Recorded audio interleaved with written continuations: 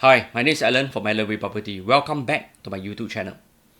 The result of Singapore General Election 2025 has reaffirmed the dominance of the People Action Party or PAP, which has retained the majority of parliamentary seats and secured a clear renewed mandate from voters. Despite more vocal opposition and a politically aware younger generation, the electorate has once again chosen continuity and stability. This political outcome is not only significant in terms of governance, but also has wide-reaching implications for the broader economy and the property market in particular. Real estate in Singapore is closely tied to policy, market confidence, and urban planning. With the PAP back in firm control, the next few years are likely to be shaped by continuity, cautious optimism, and calculated growth. This video will once again explore how the GE2025 result is likely to affect property prices in Singapore, across HDB flats, private properties, and also the commercial real estate market.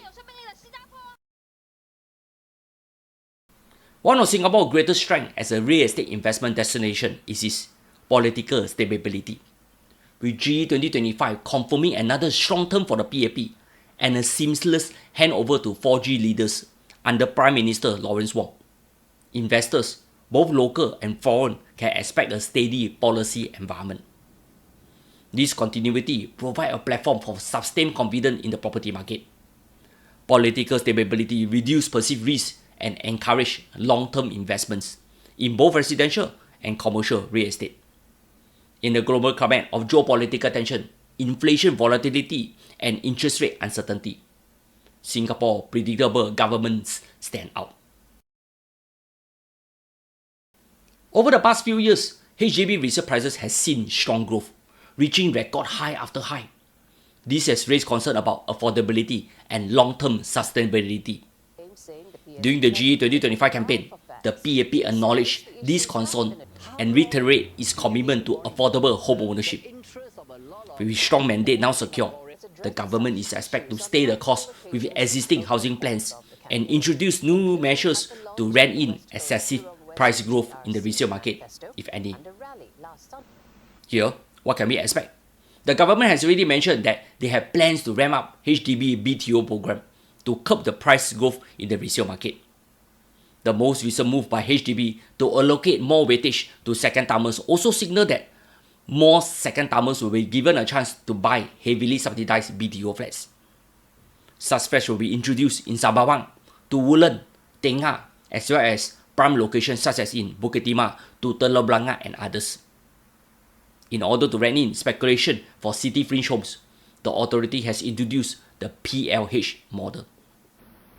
PM Lawrence Wong has also mentioned during his election victory speech that the government will be re-looking into the housing issue that are raised during the 9 days of campaigning. Anyway, I'll be looking forward to the new minister that will undertake the Minister of National Development portfolio.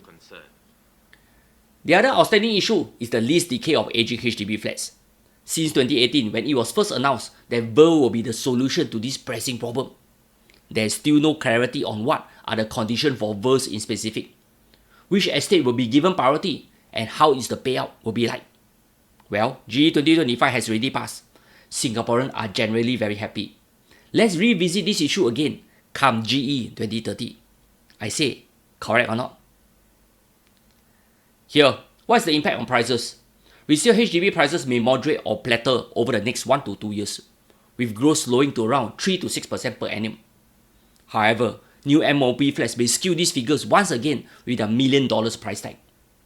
On the other hand, aging HDB flats will face headwind due to a shorter lease. Private residential property is more skeptical to market sentiment, market cycle, and influx of hot money. The PAP GE 2025 victory ensure that government land sales, urban planning, and housing policy will remain as it is. The private market is currently navigating a few key challenges such as rising land and construction costs and property cooling measures, especially the additional buyer stamp duty that are in place since 2011.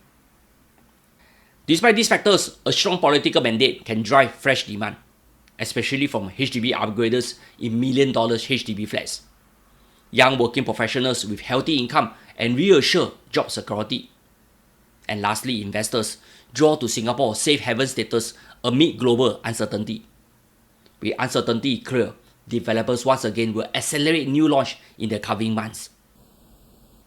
However, don't expect runaway prices increase. The government has made clear its commitment to sustainable housing and will act if prices rise too quickly. The impact on prices will moderate to 2 to 4% annually, increase in private residential prices, particularly for OCR and RCR. CCR property may recover slightly, owing to more new homes to be launched that will easily touch 3,000 per square feet. Let's face it, foreigners love Singapore property even though they are crazily expensive as compared to their home country. The interest in Singapore property is influenced by two things: political risk and taxation. GE2025 has reduced the former significantly.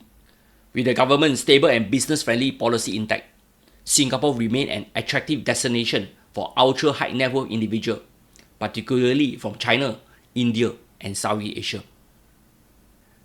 However, the 60% ABST for foreign buyers introduced in April 2023 remain a major deterrent. Unless the government revisit these taxes, foreign demand in the luxury residential market will remain cautious and selective.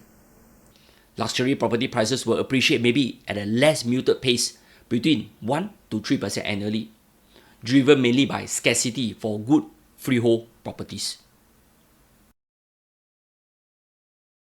The GE2025 result has also given clarity to major redevelopment plans across Singapore, many of which will affect commercial and real estate value. Key initiatives include Jurong Lake District, the second CBD with commercial and mixed-use projects, the Greater Southern Waterfront, a transformative residential and commercial zone, Woodland, Sembawang North Coast, which will have new industrial development tied in to the upcoming RTS.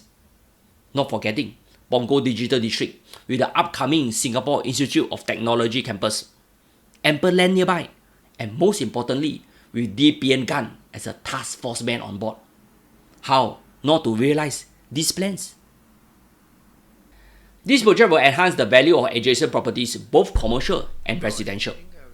A stable government is crucial for continuity for such long-term plans. However, how will prices move ahead? Seriously, I also don't know. As the commercial real estate market is very intertwined with leasing demand, vacancy rate, and outlook of the global economy. With an ongoing tariff war, I am cautiously approaching this segment. The government's strong mandate means it is unlikely to be pressured into relaxing property cooling measures. In fact, with the risk of renewed market enthusiasm post-election, the authority may remain on high alert to curb excessive speculation. The update in new launch take-up rate and housing indexes will be some of the key indicators. Instead, the focus will be on targeted housing grants, regional redevelopment, and long-term housing supply planning. This approach ensures that while property prices rise in tandem with economic fundamentals, affordability is maintained for Singaporeans. My only concern is the ramp-up in prices in the commercial segment, especially for retail space that may have a correlation to the closing of many F&B businesses. Here, we will discuss this in details in subsequent videos. The PAP's strong mandate for GE2025 is a stabilizing force for the Singapore property market. With political uncertainty behind us, home buyers, upgraders, developers, and institutional investors can now act with confidence.